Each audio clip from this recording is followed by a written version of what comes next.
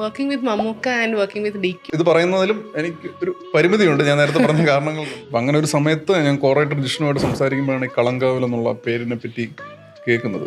Political വ്യൂസോ അല്ലെങ്കിൽ political സ്റ്റാൻഡ്സോ express ചെയ്യാതെ, എന്തുമാത്രം എക്സ്പ്രസ് ചെയ്യാതിരുന്നാലും അത് എങ്ങനെയാലും തികട്ടി വരും എന്നുള്ളതൊരു ഫാക്റ്റാണ്. ഇൻറ്റൻഷനലി ചെയ്തതാണ്.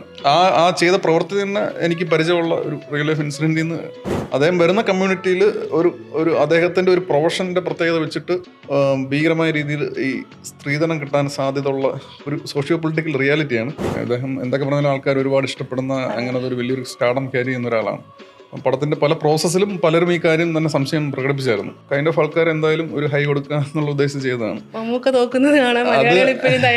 എന്നോട് സംസാരിക്കുന്ന ആൾ കള്ളം പറയുകയാണെന്ന് എനിക്ക് പൂർണ്ണമായിട്ട് ബോധ്യപ്പെടുന്ന സമയത്ത് പോലും അതിനനുസരിച്ച് എക്സ്പ്രസ് ചെയ്യാതെ അൺറിപ്ലൈ ചെയ്യുന്നു. ഞങ്ങള് ചാനലിന്റെ ഫസ്റ്റ് ഇന്റർവ്യൂ ആണ്. സോ നമ്മളത് ലോഞ്ച് ചെയ്തിട്ടില്ല. അപ്പൊ ഞങ്ങൾ ലോഞ്ച് ചെയ്യാന്ന് വിചാരിക്കുന്ന സാറിനെ കൊണ്ട് ഫസ്റ്റ് സബ്സ്ക്രൈബ് ചെയ്യാന്നാണ്. Okay, thank U.